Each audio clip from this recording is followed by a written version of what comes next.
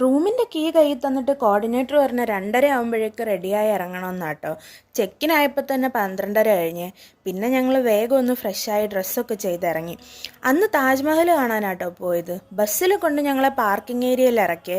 പിന്നെ അവിടുന്ന് താജ്മഹലോട്ട് ബാറ്ററി കാറിലാട്ടോ പോയത്. ചെന്നവിടെ ഫ്രണ്ടിൽ ഇറങ്ങിയിട്ട് പിന്നെയും കുറച്ചുകൂടെ നടക്കാനുണ്ടായിരുന്നു അകത്തോട്ട് കയറാനായിട്ട്. 4 മണി സമയമായിരുന്നുകൊണ്ട് തന്നെ നല്ല വെയിലും ഉണ്ടായിരുന്നു. പിന്നെ ഞങ്ങൾക്ക് കയറാനുള്ള ടോക്കനൊക്കെ തന്ന് ഞങ്ങൾ ചെക്കിംഗ് ഒക്കെ കഴിഞ്ഞ് കയറിയേ.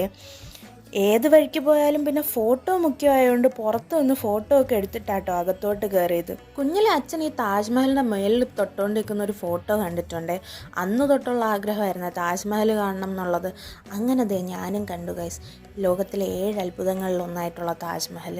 താജ്മഹലിൻ്റെ അകത്തോട്ട് കയറി കഴിഞ്ഞാൽ അവിടെ കുറേ ഫോട്ടോഗ്രാഫേഴ്സ് കാണുമേ. ഒരു ഫോട്ടോ നമ്മൾ എടുക്കുന്നതിന് 30 രൂപയാട്ടോ. അങ്ങനെ പിന്നെ പൈസ പോട്ടെ പ്രതാപം വരട്ടെ എന്നുള്ളതിൽ ഞങ്ങളും എടുത്തേ 2-3 ഫോട്ടോസ്. ഫോട്ടോ എടുപ്പൊക്കെ കഴിഞ്ഞിട്ട് ഒരു 6 മണി വരെ ഞങ്ങൾ അവിടെ ഫുള്ള് നടന്ന് കറങ്ങി. ഈ കുരുപ്പിന് വയ്യാണ്ടിരുന്നുകൊണ്ട് തന്നെ എന്തെങ്കിലും ചൂടുവെള്ളം മേടിച്ചു കൊടുക്കാമെന്നും പറഞ്ഞുകൊണ്ട് ഞങ്ങൾ പുറത്തോട്ട് ഇറങ്ങി. ഇല്ലെങ്കിൽ അവസാനം അതിന് സംസാരിക്കാൻ പോലും സൗണ്ട് ഉണ്ടാവത്തില്ല.